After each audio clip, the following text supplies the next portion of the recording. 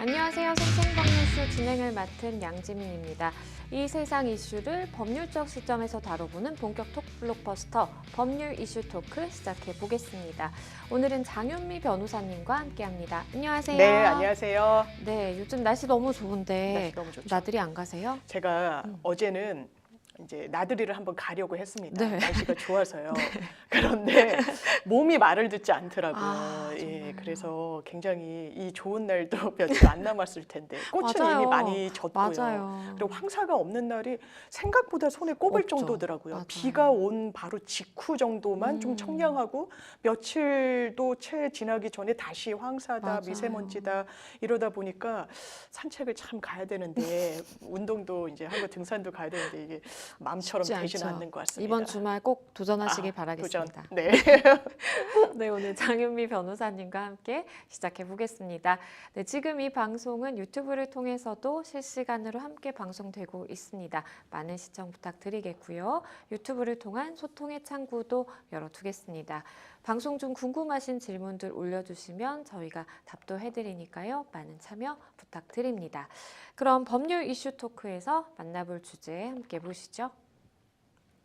전세 사기는 사회적 재난, SNS는 무법지대, 채용도 갑질, 공정채용법 연내 마련 이렇게 오늘 세 가지 주제 준비가 되어 있습니다. 바로 시작해 보겠습니다. 여러분은 지금 생생법률쇼와 함께하고 계십니다.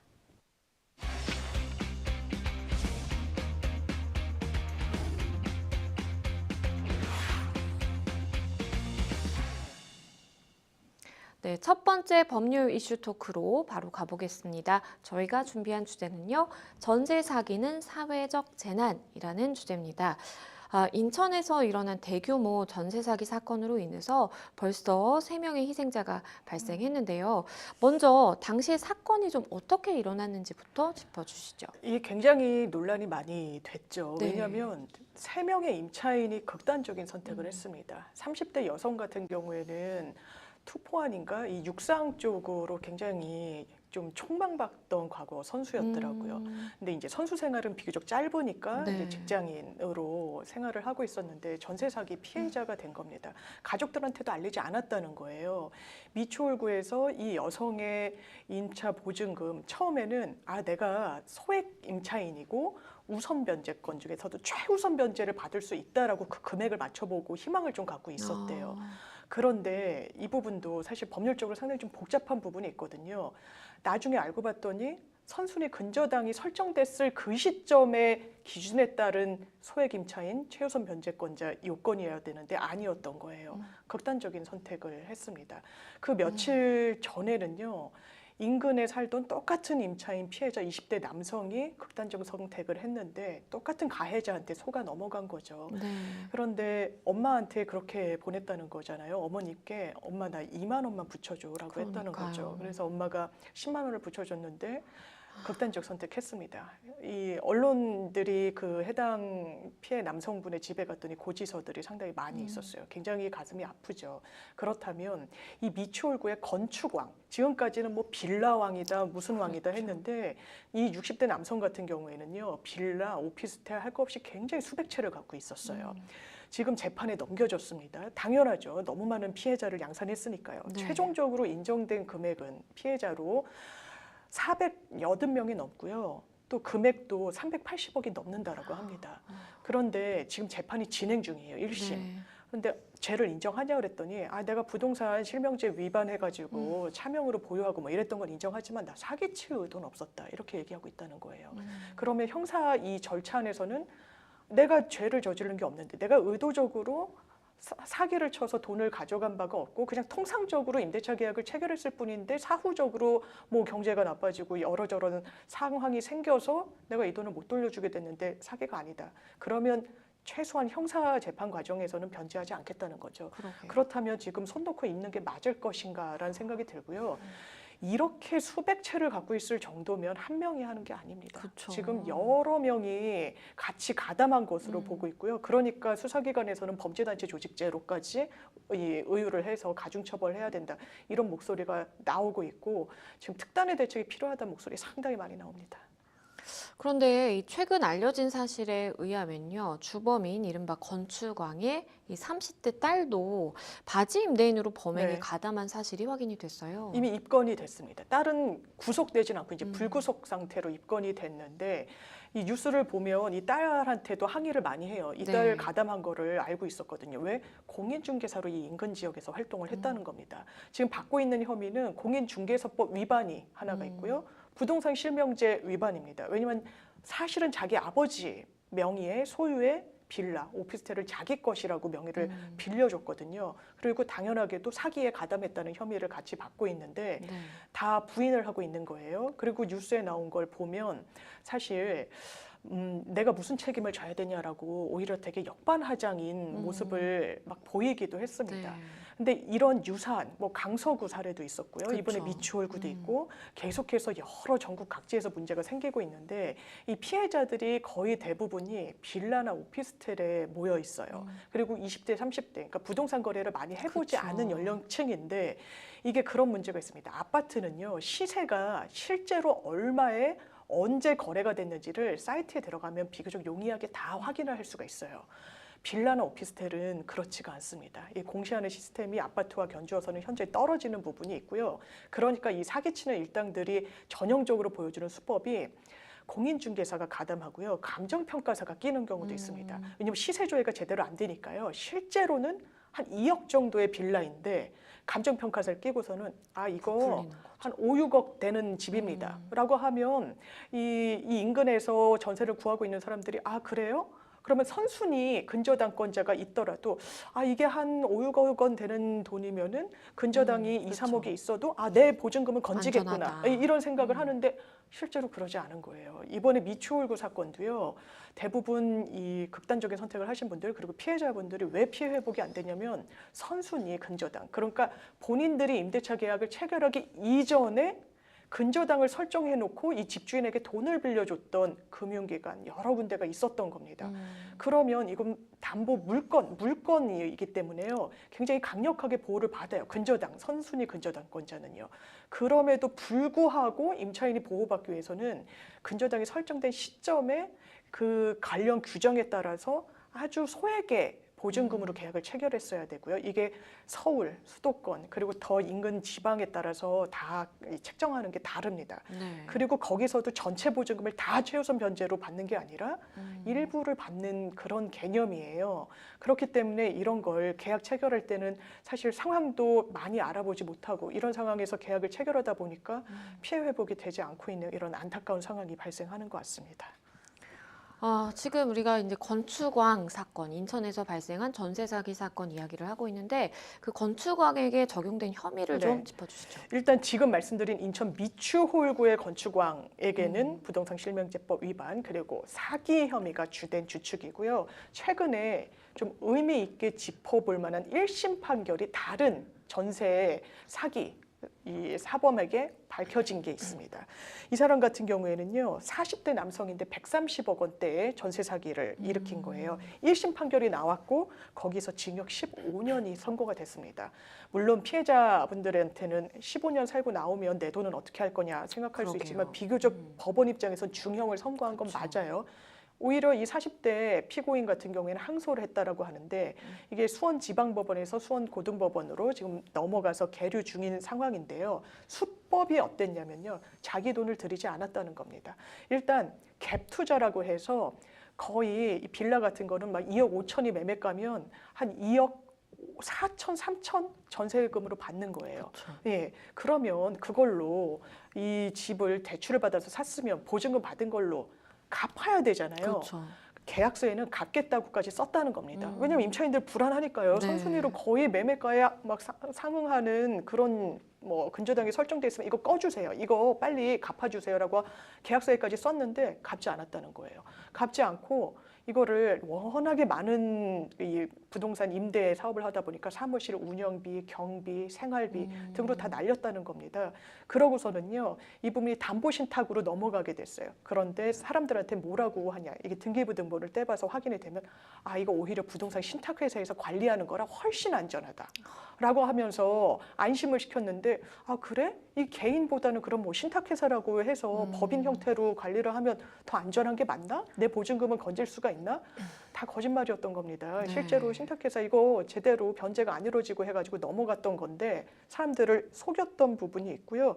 이런 부분과 관련해서도 실제로 근저당이 있을 때는 채권 최고액이라고 해서 등기부등본에 나와요. 이를테면 네. 5억이다라고 하면 이 중에 얼마를 갚았는지를 이 등기부등본 떼본 임차인은 모릅니다.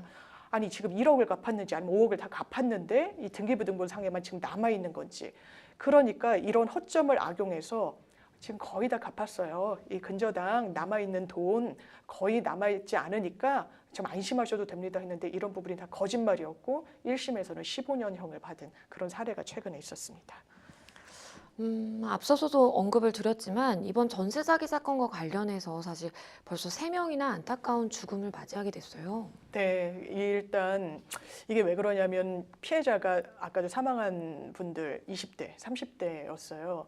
보증금이 한 1억 정도더라고요. 전 재산인 겁니다. 그리고 이게 단순히 전 재산이 문제가 아니라요. 본인들이 대출을 받아서 빌라에 좀 계약을 한 거예요. 그런 정말 이런 이 범죄 행위에 가담하는 사람들이 나쁜 게 요즘 2030의 니즈를 부동산 니즈를 좀 정확하게 파악을 했던 거죠. 서울권의 아파트에 전세로 들어가긴 너무 가격이 많이 그쵸. 올랐습니다. 그래서 가외로 가는데 또 구축 아파트는 좀 젊은 세대들이 크게 그렇죠. 선호하지 않는다라고 알려져 있죠. 그래서 신축 빌라를 주택의 사기의 하나의 그 부동산 수단으로 삼았는데 신축 빌라는 구축 빌라보다도 더 시세 감정이 안 되는 거죠. 그렇죠. 얼마인지는 알 수가 없습니다. 이게 팔려봐야 아는 건데 한 번도 팔려본 적이 없는 거니까요. 그냥 일단 세워지기만 한 거니까요. 그리고서는 대단히 이게 시세가 높은 것처럼 아까 말씀드린 대로 부풀리기도 하고 여러 이야기로 막 합니다. 다 그냥 기본적으로 들어가 있는 옵션 같은 것도 아, 여기에만 해주는 거란 식으로 또 속아 넘어가도록 유인하고 이런 경우들이 많이 있어서 이런 부분들 정말 정부에서 크게 구제를 해야 된다. 그리고 대부분 미추홀구 이번에 극단적인 선택을 3명이나 한 그 지역 같은 경우에는 대부분이 선순위 근저당이 있어서 문제가 된 그런 케이스였습니다. 정부가 앞서서 이 전세 사기 피해 지원을 발표를 했는데도 피해자들이 제대로 지원을 받지 못한 이유는 뭘까요? 이게 실제로 도움되는 정책이 아니었다는 게 피해자들의 이야기예요. 이제 정부에서도 대책 마련을 안 한 게 아닙니다. 왜냐하면 미추홀구 같은 경우에도 이런 문제가 있다는 게 알려진 게 거의 작년부터였어요. 그렇다면 손을 쓸 수 있는 약간 여력이 좀 되는 상황이었는데 정부 대책이 어떻게 했냐면 아, 보증금을 당장 이 돌려받지 못하게 되는 상황에서 쫓겨날 수도 있잖아요. 경매가 네. 되면. 그럼 다른 집을 알아봐야 되는데 좀 저리에 대출로 갈아타게 해준다거나 그리고 아니면 대출을 받는데 좀 용이하게 해준다거나 이런 정도였습니다. 그러면 임차인들 입장에서는요. 내가 지금 당장 전 재산을 잃었는데 다시 대출을 일으킬 상황이 못 되는 거예요. 그렇겠죠. 경제적으로. 그런데 이 부분이 물론 필요할 수도 있지만 보증금을 어떻게든 가급적 전부 회수할 수 있는 방향으로 좀 정책이 짜여졌어야 되는데 그러지 네. 못한 점이 있고 또 실제로 경매에 넘어간 이후에 전세 피해 확인서 같은 게 나온다고 하더라고요. 그리고 전세 피해 확인서를 받아야 지금 말씀드린 뭐 저리로 갈아타거나 아니면 대출해서 좀 상환 기간을 유예하거나 이런 대출적인 이익을 좀 볼 수 있는 건데 실제로 전체 피해자 중에 이런 전세 확인 그 피해 확인서를 받아가신 분이 거의 없더라고요. 그만큼 이게 실효적인 대책은 아니었다라는 이야기가 나와서 그나마 좀 최근에 다시 한번 또 희생자 극단적인 선택을 하신 분이 생기고 하니까 네. 이 부분과 관련해서 뭐 특별법을 제정해야 된다라고 해서 당정이 좀 긴급하게 움직이고 있습니다. 정부가 긴급하게 대책을 마련을 하고 있기는 한데 전세 사기 피해자의 주택이 경매로 넘어가서 보증금 회수를 못하는 문제와 관련해서 경매를 신청한 금융기관에 일시적으로 경매 연기를 또 요청하기도 했나요? 그렇습니다. 경매 연기. 왜냐하면 경매가 되면요. 일단 선순위 근저당권자가 이 경매로 넘어간 집에서 이 현금화된 부분에 제1순위로 가져가는 거죠. 그런데 집값이 워낙 부풀려지고 했기 때문에 나머지 차액을 받는다고 그쵸. 해도 내 보증금 전부 다 돌려받진 못하는 거예요. 네. 그러니까 정부가 냈던 안이 일단 경매를 중단시키자라는 건데요. 이게 사실 법적 근거가 미약한 부분은 그렇죠. 있습니다. 왜냐하면 경매를 친 거는 이 선순위 근저당권자가 신청해서 한 거거든요.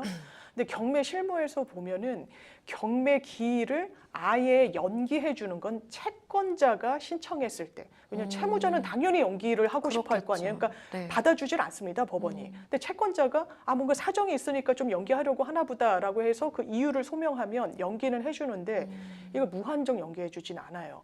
이걸 찾아봤더니 경매에서 한 2번 정도를 연기를 해주는데 한 번 연기할 때 2달 정도를 연기해준다고 합니다.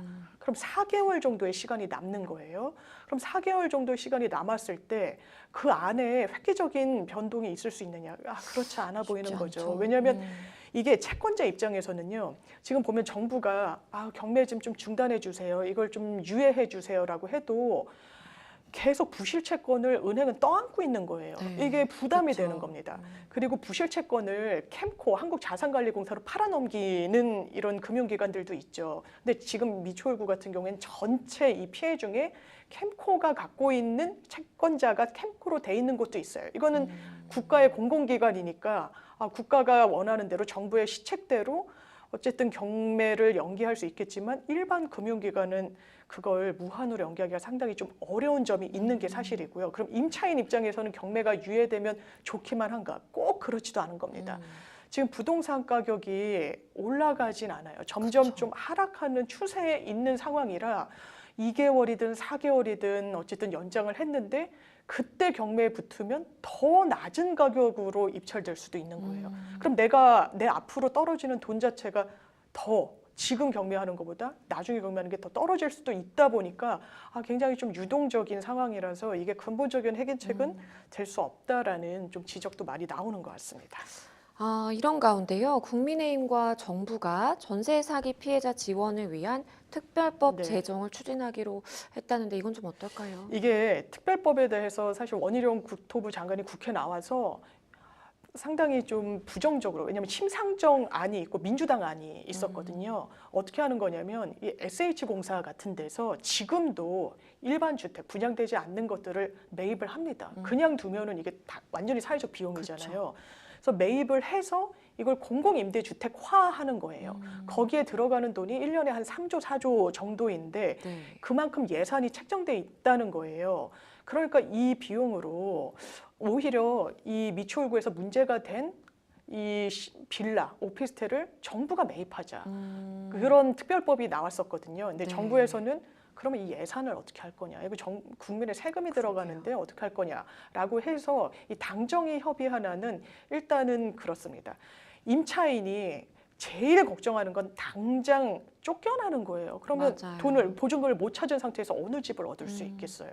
그러니까 임차인이 원하면 경매가 진행될 때 임차인이 우선해서 경매를 받을 수 있도록 해주겠다. 그럼 자기 임대차 보증금은 이미 들어가 있는 상태잖아요. 그럼 거기 차액 정도를 내고 그 집을 낙찰받을 수 있도록 좀 제도를 정비하겠다는 내용이 하나가 있고요. 네. 그런데 이게 다 경제적 사정이 다 다른 거예요. 임차인들마다. 내가 그 차액도 낼 형편이 되지 그렇겠죠. 않는다라고 하는데 그럼 쫓겨날 수는 없잖아요. 집에서 이 가해자들 때문에.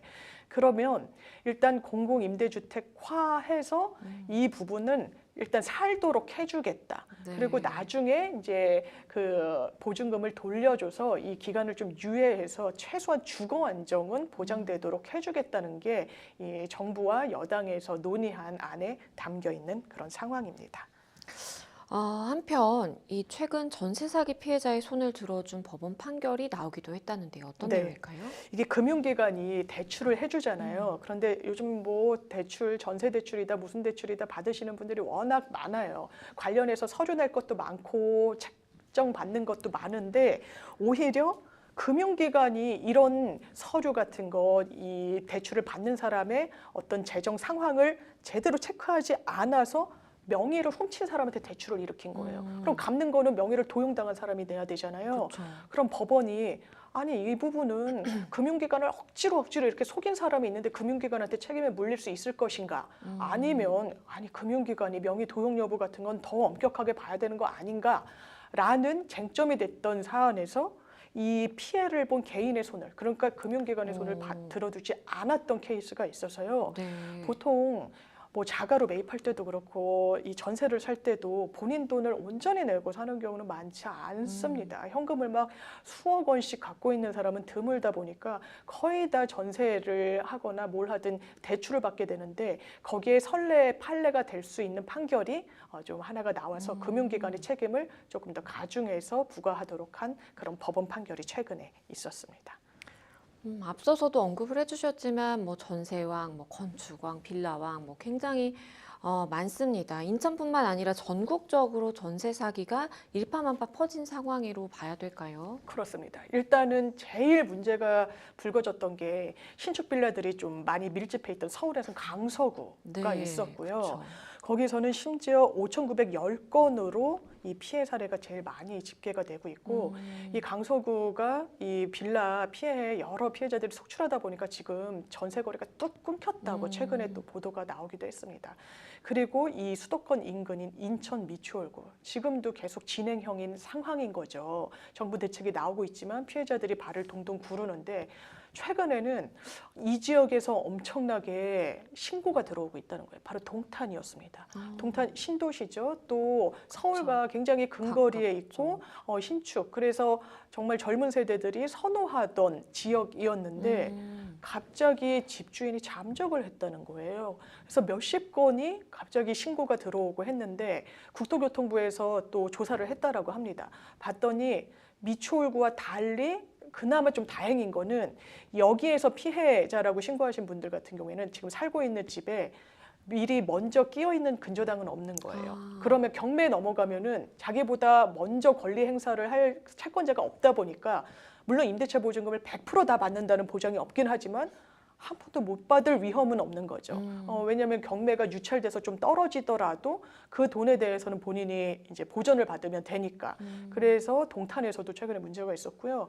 또 최근 보도를 보면 부산에서도 오피스텔 한 몇 채를 갖고 있는 노부부가 있었는데 전화번호를 바꾸고 왜냐면 전화하면 없는 번호입니다 이렇게 뜨는 거예요. 네. 잠적을 했습니다. 그럼 아니 누구한테 이 돈을 돌려받을 수 있느냐라고 했는데 이 부분이 지금 간헐적으로 몇몇 군데에서 문제가 나오고 있지만 실제로 전국에서 언제든 터질 수 있는 뇌관이라고 보는 게 맞는 것 같습니다. 왜냐하면 HUG라고 해서 허그라고 하죠. 이 보증보험 증권을 끊어주는 전세에 이 담보해주는 기관에서 집계를 해봤더니요. 이른바 깡통 전세, 그러니까 매매가의 전세가가 거의 80% 이상으로 육박하는 곳들. 이 정도 되면 자기 돈으로 집주인이 집을 산 게 아니에요. 예, 임차인 들이면서 그 돈으로 이 집을 사고 자기 돈을 거의 들이지 않는 이런 상황의 집들이 거의 전국에 굉장히 많이 퍼져 있습니다. 경상도, 호남권 다 할 것 없이 수도권 인근만 지금은 주택에 집중을 받고 있지만 지방도 안전지대는 아닌 그런 상황입니다. 정부가 전세 사기 대책을 발표했지만 워낙 사기 사례가 다양하다 보니까 실효성이 없다라는 이야기도 있어요. 왜냐하면 이게 처음부터 나왔던 거는 대출을 그러면 빨리 받을 수 있도록 해주겠다. 저금리로 운영할 수 있게 해주겠다라고 하는데 그건 실효적인 대책은 아니었던 거예요. 특별법 제정에 대한 입장이 나오기 전까지만 해도 이걸 정부가 구체적으로 아주 적극적으로 매입해 주겠다든지 이런 대책에 좀 방점이 찍혀 있지 않았습니다. 근데 정부로서도 이해가 가는 측면은 있어요. 왜냐하면 이게 개인의 사기로 볼 수 있는 부분은 있습니다. 그렇기 때문에 여기에 국민 세금이 들어가고 투여를 해서 피해 구제를 하는 게 맞느냐라는 생각이 있었을 수는 있지만 지금 한시가 급한 상황인 것으로 보이고요. 지금 장기적으로 여러 대책을 점검해야 될 것 같은데 일단 임차인들이 한 목소리로 얘기하고 있는 게 있습니다. 나 우리 집주인이 이렇게 몇백 채 갖고 있는 줄 알았으면 나 안 했을 거다. 왜냐하면 몇백 채를 갖고 있다는 건 사실 말도 되지 않는 거예요. 그래서 아니 임대인은 임차인을 드릴 때 돈을 안 주면은 안 드리면 되니까요. 비교적 정보를 많이 알고 있다고 할 수 있는데 필요한 정보를 알고 있는 거죠. 그런데 임차인은 이 사람이 몇백 채를 갖고 있는지 한 채만 갖고 있는지 그리고 이 사람이 세금을 탈루한 이력이 있는지 왜냐면 왜 세금 탈루를 한 게 문제가 되냐면요. 지방세 같은 게 체납돼 있으면 이 우선순위를 갖고 있는 대학력을 갖고 있는 임차인보다도 먼저 경매에서 지방세부터 가져가게 되는 겁니다. 네. 최우선으로 권리가 세금에 있어서 그런 거예요. 그럼 세금 체납 사실이 있는지, 그리고 빚은 어느 정도나 있는지, 뭐 이 정도까지 모르더라도 최소한 전세에 보증금을 못 돌려줘서 문제를 일으켰던 이력이 있는지 이런 부분을 정보를 투명하게 해야 된다. 임차인이 그런 걸 알아야 정말 대등한 관계에서 계약이란 걸 맺을 수 있는 거지 굉장히 모호하고 불투명한 상황에서 내 전 재산을 정말 뺏길 수도 있는 전세 제도가 또 우리나라에만 있다라고도 나올 정도로 좀 특수한 제도다 보니까요. 그리고 목돈이 물려서 들어가다 보니까 사고를 미연에 방지할 수 있는 사고가 터진 다음에 수습도 중요하겠지만 미리 이런 일이 일어나지 않도록 하는 게 훨씬 또 중요해 보이는 부분이 있습니다. 마지막으로 그러면 전세 사기 피해자 대부분이 사실 어린 청년층이거든요. 전세 사기를 막기 위한 좀 방법 설명해 주시죠. 일단 이미 벌어진 일에 대해서는 저는 공공임대주택화하는 게 맞는 것 같아요. 왜냐하면 경매를 하게 되면 다른 소유권자한테는 본인의 어떤 권리 주장을 할 수가 없는 겁니다. 임차인이. 그렇다면 이 부분과 관련해서 주거 안정을 그냥 나몰라라 할 수 있을 것이냐. 시민단체에서 집계를 해봤더니 인천에 지금 피해가 된 지역 같은 경우에는 그냥 거칠게 산정했을 때 보증금이 한 2억 5천 정도가 되니까 정부가 가지는 이 공공 매입과 관련한 예산으로는 충분히 살 수가 있다는 거예요. 물론 네. 다른 지역과의 형평성 문제가 있을 수는 있겠지만 워낙에 이 문제가 커진 상황이기 때문에 이 예산을 공공주택, 임대주택을 매입하는 데 쓸 필요도 분명히 있을 것 같고요. 지금 말씀드린 대로 사전적으로 정보를 좀 투명화할 필요가 있겠고 그래서 국민의힘 장제원 의원 안으로 왜냐하면 국세 같은 경우에는 지금 정비가 돼가지고 임차인들이 더 우선권을 행사할 수 있도록 손질이 됐다라고 하더라고요. 네. 근데 아직 지방세는 손질이 안 됐다 보니까 이 부분을 빨리 점검해야 된다라는 입법안이 나와 있고요. 아까 이 정의당의 심상정 의원 안 같은 경우에도 아예 정부에서 사들이고 살도록 해주자, 주거 안정을 좀 보장해주자라는 안들이 또 나와 있어서 이런 입법안에 대해서도 빨리 차근차근 논의를 현실화해 나가야 될 것 같습니다. 네, 첫 번째 법률 이슈 토크 전세 사기는 사회적 재난이라는 주제로 이야기 나눠봤습니다. 여러분은 지금 생생 법률쇼와 함께하고 계십니다.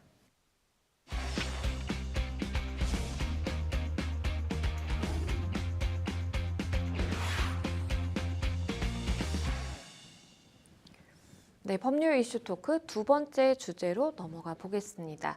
저희가 준비한 두 번째 주제는요, SNS는 무법지대입니다. 서울 강남에서 10대 학생이 극단적 선택을 하면서 이 SNS로 생중계하는 사건이 발생해서 충격을 주고 있습니다. 도대체 어떻게 일어난 일인가요? 이게 16일에 있었던 일입니다. 네. 지난 16일 오후 2시 반이면요. 대낮이에요. 대낮이죠. 저도 이제 친척 중에 고등학교를 다니는 조카가 있는데 이 영상을 또 봤다라는 거예요. 그리고 반 아이들도 봤다라고 합니다. 이 영상이 지금 짚어주신 대로 어떤 영상이냐? 투신하는 영상이에요. 네. 본인이 SNS 아마 실시간 방송인 것 같은데 이걸 네. 켜놓고 극단적인 선택을 한 겁니다. 서울 강남구 역삼동의 19층짜리 빌딩에서 투신을 했는데요. 이 실시간 방송을 켜놨기 때문에 그 시간에도 보고 있던 사람들이 수십 명이었다라고 합니다. 이건 대단히 좀 트라우마로 남을 수밖에 없는 상황으로 보이고요. 이걸 시청하고 있던 사람들이 뭐 그랬을 수 있을 것 같아요. 처음에 뭐 장난인가? 라고 하는데 이게 장난이 아니었던 거죠. 네. 현실이었던 겁니다. 경찰에 신고를 해서요.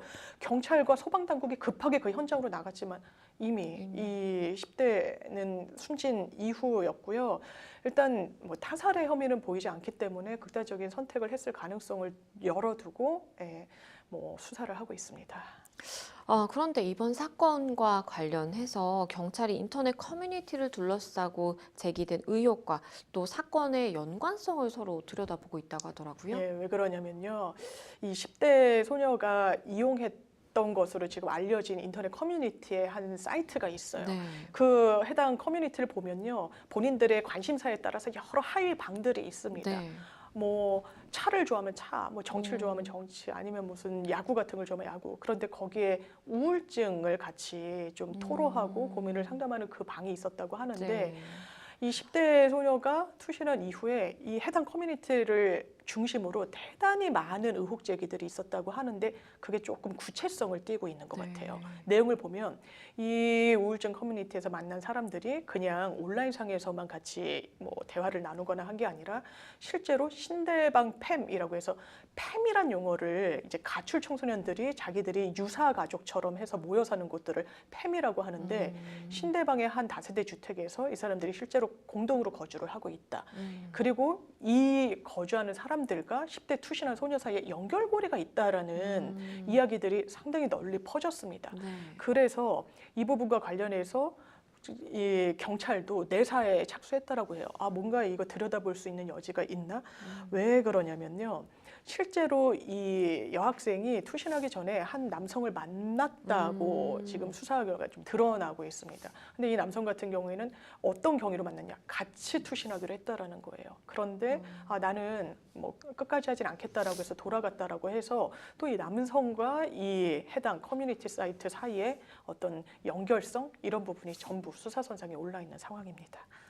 그렇다면 만약에 뭐 커뮤니티 멤버들이 이렇게 극단적인 선택을 하는 것을 뭐 도왔다라고 본다면 처벌을 받을 수 있을까요? 일단 문제가 될 수는 있죠. 일단 해당 남성한테 경찰이 물었다고 합니다. 당장 이 접촉했던 남성은 딱 특정이 되니까요. 네. 왜냐하면 사망 거의 직전에 만났으니까. 당신 어떻게 한 거냐? 혹시 자살을 종용한 거냐? 당신은 왜 뭐 함께 한다라고 했는데 돌아가게 된 거냐? 이 남성의 말은 이렇습니다. 아, 자기가 극단적인 선택을 같이 하려고 만난 것까진 맞다. 그런데 이 10대 소녀를 만나봤더니 굉장히 좀 울분에 차 있었는데, 그걸 이제 다른 사람에게 전가하려고 하는 이야기를 본인에게 좀 토로를 해서, 아, 네, 그래도 마지막 가는 길인데 이 사람이랑 같이 가고 싶지는 않다라는 생각을 뭐 했다라고 경찰서에서 얘기를 했다라는 거예요. 이 정도라면 사실 그렇지만 극단적인 선택을 할 걸 계획하고 같이 만났던 거기 때문에 적극적으로 다른 부분까지 드러나게 되면 이제 자살 방조죄라는 게 우리 있다 보니까요. 네. 좀 처벌의 가능성도 열려 있다라고 봐야 될 것 같고요. 자살 교사와 방조는, 그러니까 물론 스스로 본인이 이제 미수에 그치더라도 극단적인 선택을 시도하는 걸 처벌할 수는 없습니다. 그렇지만 타인을 스스로 극단적인 선택을 하도록 교사하거나 방조하면 이게 1년 이상 10년 이하의 형에 처해질 수 있는 형사상 이제 범죄 행위로 법적 평가를 받게 되기 때문에요. 처벌의 가능성이 열려 있습니다. 네, 또 다른 사건도 좀 짚어볼게요. 여자친구에게 수면제를 먹여서 정신을 잃게 한 뒤에 다른 남성과 함께 성폭행을 한 극악무도한 일이 벌어졌다고 합니다. 이건 말 그대로 극악무도하고요. 이번 두 번째 주제처럼 SNS에 정말 여러 상황이 난립하는구나. 왜냐하면 이 남성은요, 뭐 모르는 여성에 대해서도 당연히 하면 안 되겠지만 3년이나 교제한 자기 여자친구를 몰래카메라로 찍었다는 거예요. 네. 그런데 이게 집안에 있는 약간 본인들이 설치한 CCTV나 아니면 휴대전화로 몰래 찍었다고 하는데, 이걸 SNS에 600회 넘게 배포를 했습니다. 600회 넘게 퍼트린 건데, 이 퍼트린 영상만도 150개가 넘는다라고 해요. 이건 정말 어떤 애정을 가진 대상으로 생각했을까? 이거 여자친구라고 생각했을까? 라는 생각이 들고요. 여기서 그친 게 아니라요. 더 좀 용납할 수 없는 범죄는요, 일단 숙박업소에 여자친구랑 같이 묵습니다. 그리고 여자친구한테는요, 아마 술을 조금 같이 마셨던 것 같은데, 이거 숙취 해소제다라고 네. 먹였는데 그게 수면제였어요. 잠에 빠져듭니다. 그 사이에 이 남성이 뭘 했느냐? 같이 이제 성관계를 할 남성을 구한 거예요. 초대한다라는 표현을 또 쓰더라고요. 그러면서 초대남, 잠자리에 초대받은 남자, 뭐 이런 이 언론에서 명명한 부분이 있는데, 그래서 한 남성을 그 숙박업소로 오게 해서 같이 이 성폭행을 했습니다. 이 이제 같이 성폭행을 하게 되는 경우에 이제 특수강간 혐의로 처벌을 받게 되는데요. 경찰은 조금 더 중하게 처벌받는 강간치상 혐의로 좀 의율할 것을 좀 보고 있다라고 합니다. 말씀해 주셨지만 단순히 성폭행을 한 것뿐만 아니고 여자친구의 동의 없이 성관계를 한 그 영상물을 맞습니다. 무려 150개가량을 찍어서 지금 SNS에 배포를 했다고 하는데 당연히 처벌을 받아야 되겠죠. 당연하고요. 이 온라인상에 한번 유포되는 건 제가 했던 사건에서 어떤 여성이 이런 유사한 범죄 피해자였는데 원본을 본인이 갖고 있는 거예요. 그래서 왜 그러냐 그랬어요. 이거 보고 싶지도 않을 텐데 원본을 이제 어렵게 구했는데 이걸 알아야만 나중에 지울 수 있다는 거예요. 이 무슨 넘버링이 정확해야. 근데 그럴 수 있겠구나. 이 피해자한테는요, 이게 어느 정도까지 퍼졌는지 알 길이 없습니다. 없죠. 그리고 자기 얼굴이 나온다, 신체가 나온다라고 생각하면 그거는 견딜 수 없는 수치심을 주는 거예요. 그런데 본인 여자친구를 그렇게 한데 그친 게 아니라요. 굉장히 습성을 가졌던 남성인 것 같습니다. 지금 보면 휴대전화로 불특정 여성들의 치마 속을 13차례 촬영한 부분도 여죄 수사로 드러났는데 아마 13차례 촬영했다면 더 많은 것들이 그렇겠죠. 앞으로 수면 위로 드러날 가능성도 매우 높아 보이고요. 이 부분에 대해서는 엄벌이 불가피해 보입니다. 네, 이 사건도 좀 짚어볼게요. 전직 대통령 고 전두환 씨의 손자 전우원 씨가 개인 방송과 SNS를 통해서 본인의 일가를 고발해서 굉장히 좀 화제가 됐잖아요. 그렇죠. 굉장히 놀라웠죠. 대단히 구체적인 폭로 내용을 받고 있었고요. 우리가 뭐 연희동 뭐 아줌마라는 사람한테 돈을 그렇죠. 받아서 학비를 다 냈다. 우리 집에서는 어딘가 계속 돈이 나오더라. 그리고 연희동 자택을 찍어서 사진도 공개를 했는데 이순재 씨가 스크린 골프. 그러니까 맞아요. 지금 추징이 한 상당 부분이 안 되고 있는 상황인데요. 아니 추징은 돈이 없어서 못 한다고 하는데 이런 호화 생활을 하는 게 맞나? 그런데 이제 전우원 씨가 폭로한 내용과 관련해서 가족들은 아픈 아이다, 정신적으로 문제가 있다라고 했는데 폭로 내용 중 마약을 했더라고 본인이 지칭한 국방부 직원 2명이 있었어요. 네. 근데 실제로 그런 사람이 근무를 하고 있었던 거예요. 그렇죠. 그럼 뭔가 이건 믿을만한가? 그리고 본인도 오히려 내가 마약에 자유롭지가 않다. 나도 마약 사범이다라고 하면서 마약을 또 뭐 투약하는 듯한 이런 영상을 올리기도 하고 미국 현지 경찰이 출도해서 또 체포를 해가는 과정이 방송에 나오기도 했었습니다. 최근 이 전우원 씨 같은 경우에는 마약 혐의로 경찰에서 2번째 조사를 받기도 그렇습니다. 했죠. 첫 조사는요, 일단 한국으로 압송된 이후에 바로 이제 경찰로 간 거죠. 네. 그런데 전우원 씨는 일반적인 자백보다도 훨씬 좀 적극적인 형태로 본인의 범죄를 시인하고 있습니다. 그러니까 영상에서도 내가 마약 사범인 거 안 믿어줄까봐 뭐 이렇게 한다라는 취지로 그렇죠. 이야기하고 본인뿐만 아니라 관련된 여러 사람의 실명 그리고 소속을 막 밝히기도 하고 그리고 본인이 무슨 마약을 했다, 어떤 마약을 언제 했다 구체적으로 얘기를 하고 있어서 일단 1차 소환 이후에 일단 풀어줬어요. 풀어주고 그 이후에 그 5.18 좀 망월동 묘역을 찾아서 본인의 옷으로 또 비석 하나하나를 또 이렇게 손질하면서 닦으면서 무릎 꿇고 사죄를 하기도 했고요. 그리고 비교적 최근에 다시 2차 조사가 있었는데 이제 수사기관도 너무 적극적으로 본인의 범죄를 인정하고 있다 보니까 구속의 필요성은 인정되지 않는다라고 해서 지금 불구속 상태에서 마약 관련 수사는 계속 받고 있는 상황입니다. 지금 SNS 관련된 다양한 이야기들 나누고 있는데요. SNS와 관련된 각종 사건, 사고로 인해서 미국 유타주에서는요, 미성년 자녀의 SNS 사용을 부모가 제한할 수 있도록 하는 방안이 현실화되기도 했다고 하네요. 네, 미국 같은 경우에는 상당히 뭐 SNS 이런 게 자유로운 거 아니야라고 했는데 유타주는 그러게요. 이제 공화당세가 되게 강하기도 하고 좀 보수적인 곳인데 내년 3월부터 왜냐하면 주지사가 이미 관련 법안에 사인을 했대요. 어떤 내용으로 하냐? 일단 부모가 이 아이가 미성년자가 계정을 신설할 때는 부모가 또 허락을 내줘야 된다라고 하고요. 일단 미성년자 대상으로 광고 게시하는 거 금지됩니다. 그리고 밤 10시부터 밤 10시 반부터 아침 6시 반 사이에는요. 부모가 딱 잠금을 걸어가지고 아예 못하게 하는 거야. 아예 SNS를 못하도록 하는.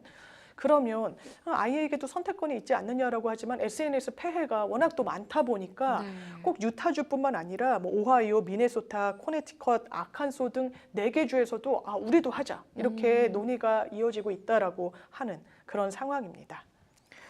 SNS 생중계로 본인이 뭐 극단적인 선택을 한다라든지 아니면 이렇게 마약을 하는 그런 영상이 실시간으로 생중계가 되면서 굉장히 큰 논란이 일고 있는 상황인데 이게 법적으로 사실은 뭔가 제지를 하기는 굉장히 좀 어려운 상황인가 봐요. 사실상 너무 어렵죠. 일단 언론중재 뭐 이렇게 해서 가짜뉴스다 이런 걸 규율할 때는요.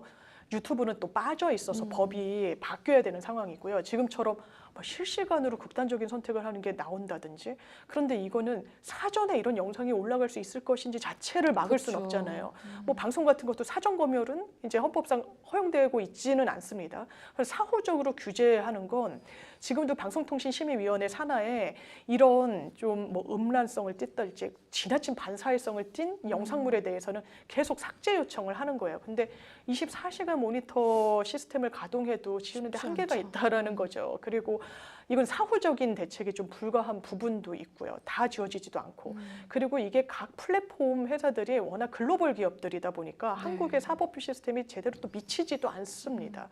그래서 이 부분과 관련해서 워낙에 뭐 방송을 대체하는 여러 가지 이런 유사 방송의 좀 환경이 많이 바뀌다 보니까 법이 이 부분을 쫓아가지 못하고 있는 게 현실인 것 같습니다.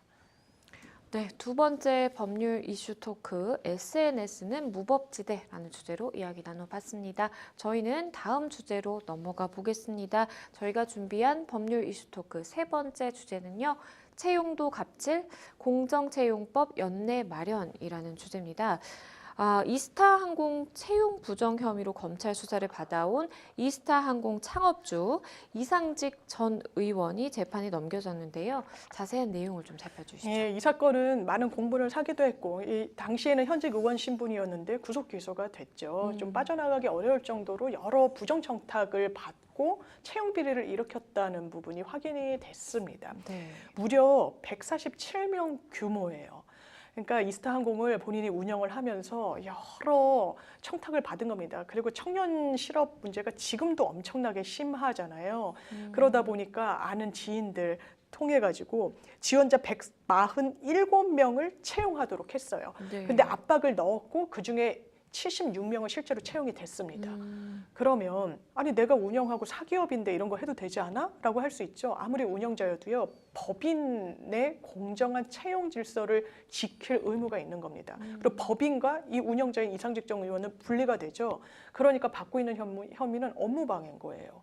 그러니까 이 사람들 실제로 채용할 그 수준에 미달하는데 채용을 해줌으로 인해서 이 법인의 공정한 업무 질서를 해쳤다는 것이죠. 더 심한 거는요. 심지어는요. 아예 서류 내지 않은 사람 중에서도 붙여준 사람이 있더라고요. 그럼 얼마나 만약에 본인이 노력해가지고 이 항공사에 취업한 사람들은 공분을 하겠어요. 그렇죠. 그래서 법원에서도 좀 엄벌을 할 그런 예정인 사건입니다.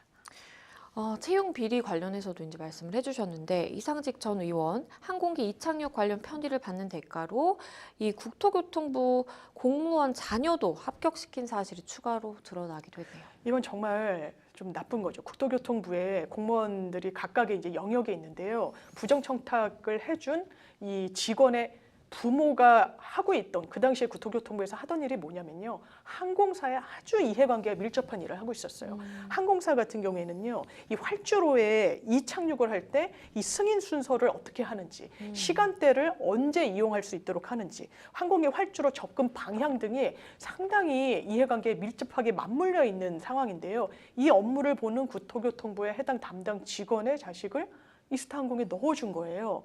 그러면 이건 실제로 돈을 받은 건 아니지만 대가 관계가 비교적 명료하죠.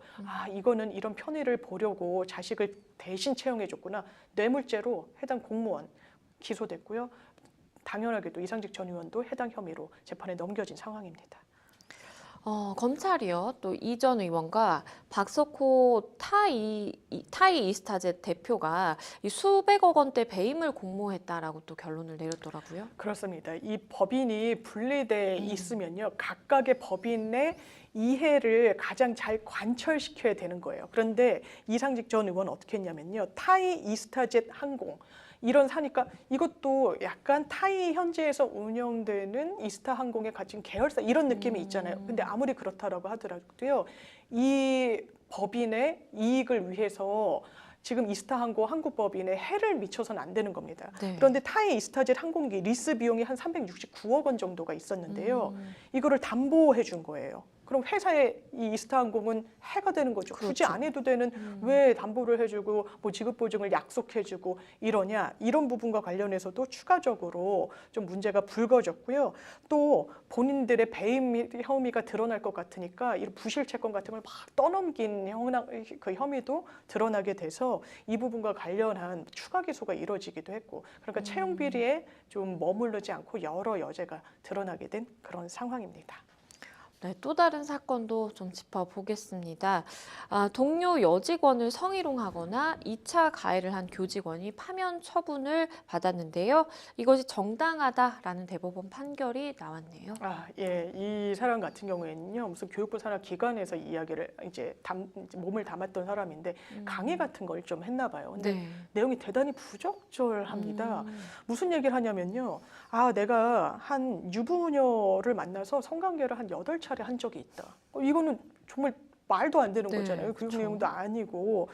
그리고 본인의 성관계 전력을 막 좀 과시하듯이 이야기를 하기도 했고요. 또 자기가 몸담고 있는 조직에서 성비위 문제가 된 적이 있어요. 네. 그러니까 이 가해자를 되게 두둔하면서 내가 아는 사람이 이런 사람 아닌데 뭐 근데 거기서 꽂혔으면 또 모르겠는데 피해자한테도요 아니 왜 그렇게 일을 크게 만드냐 왜냐면 이걸 취재하러 방송사 기자들이 그 해당 그 기관을 찾기도 했거든요. 이게 한두 건이 아니에요. 여러 건이었어요. 그리고 네. 이 성범죄 피해 뭐 문제를 일으킨 사람들의 이 근무 일지 같은 걸 막 조작하기도 하고 뭐 이랬었습니다. 1심에서는요 이 사람 파면 정당하다라고 했는데 항소심에서는 이거 좀 파면할 정도는 아닌 것 같은데 대법원에서 파면이 정당하다라는 취지로 고등법원으로 다시 돌려보냈습니다. 그런데 이 문제 교직원 같은 경우에 채용 비리에도 연루가 돼 있다고 하네요. 그렇습니다. 이 사람 같은 경우에는요 채용 비리로 연루돼서 징계를 받았던 전력이 있었어요. 그래서 이 부분과 관련해서도 단순히 성비위뿐만이 아니라 뭔가 부정청탁을 받기도 했던 정황이 있기 때문에 대법원에서 파면이 더 정당하다는 판결을 내리게 됐습니다. 그런가 하면요. 이 노동당국이 단체 협약의 장기 근속 직원의 자녀를 우선 채용하는 고용 세습 조항을 유지한 기업 관계자를 처음으로 사법 처리를 하기도 했습니다. 그렇습니다. 이게 이제 민주노총 산하의 여러 노조들이 있죠. 뭐 금속노조, 이제 아마 자동차 이런 좀 대기업 위주의 노조에서 이런 조항을 갖고 있는 거예요. 그러니까 네. 노사 합의로 장기 근속자의 직계 가족은 그 가족은 이 채용을 할 때 우선을 해주겠다. 이건 사실 공정해 보이지 않아요. 그리고 뭐 질병으로 사망한 어떤 해당 직원이 있으면 그 가족 한 명에 한해서 우선 채용을 해주겠다. 이거는 어떻게 보면 뭐 해야지는 부분이 있지만 이게 굳이 필요한가라는 의문점은 좀 남아요. 그래서 이거는 좀 온당하지 않다라고 해가지고 시정하라는 지침을 미리 한번 내렸습니다. 네. 그런데 몇몇 노조에서는 시정하지 않겠다고 했어요. 이거 노사 합의가 필요해요. 아직 노사 합의를 못 봐가지고 우리가 이 내용을 고치지 못했습니다라고 했는데 이거를 관련 규정으로 기소도 하고 문제 삼겠다는 게 정부 당국의 좀 확고한 입장인 상황입니다. 노동당국이 이 회계 서류를 제출하지 않은 또 42개 노조에 대해서 현장 조사를 실시했습니다. 이건 상당히 노조와 지금 정부 당국이 격돌하고 있는 건데요. 네.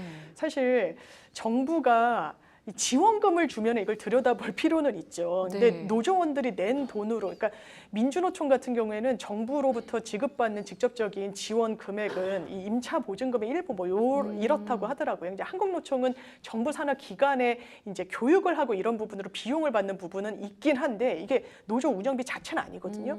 그러면 이 회계 장부를 완전히 정부에 내라는 건데 이게 관할청에 내라는 거예요. 근데 우리가 이거 왜 내야 되냐?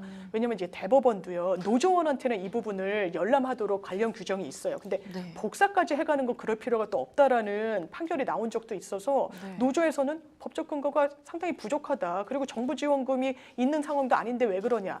정부에서는 이건 회계 투명성을 위해서 정부가 들여다볼 필요가 있다라고 하면서 격돌하고 있는 그런 상황입니다. 그런데요, 이 정부가 연내 추진 준비 중인 이 공정채용법, 불리한 고용 뿌리를 뽑을 수 있는 방안이 될까요? 돼야 할 것 같습니다. 요즘 청년층 특히 MZ세대는 공정 이슈에 상당히 민감하다라고 돼 있고 내가 못해서 내가 거기에 따른 불이익은 감내하겠지만 뭔가 부모 찬스, 무슨 찬스라고 해서 공정하지 않기 때문에 내가 어떤 선에서 뒤로 물러나는 거에 대해서는 용납하지 않겠다는 기류가 상당히 많기 때문에 관련 규정의 손질이 시급해 보입니다. 네, 세 번째 법률 이슈 토크 여기까지 짚어보겠습니다. 네, 생생 법률쇼 마칠 시간이 다 됐는데요. 오늘 함께 해주신 장윤미 변호사님 감사합니다. 네, 고맙습니다. 네, 생생 법률쇼 오늘 저희가 준비한 내용 여기까지입니다. 시청해주신 여러분 고맙습니다.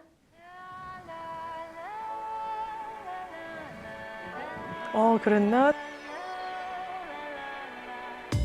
불 꺼진 romantic all my life 내 주위는 autumn lovely day 내 눈 속에 비친 aerosol I'm feeling lonely 그만의 끝 빼고 말해줘요 honey 다시 crying in my room 숨기고 싶어 But still I want it more, more, more I give a second chance to Cupid 날 믿은 내가 정말 stupid 보여줄게 숨겨왔던 love isn't real Cupid is so dumb 또 꿈길을 걷는 everyday 눈 뜨면 다시 또 flew away Waiting around is a waste 난 솔직히 지금이 편해 상상만큼 짜릿한 걸까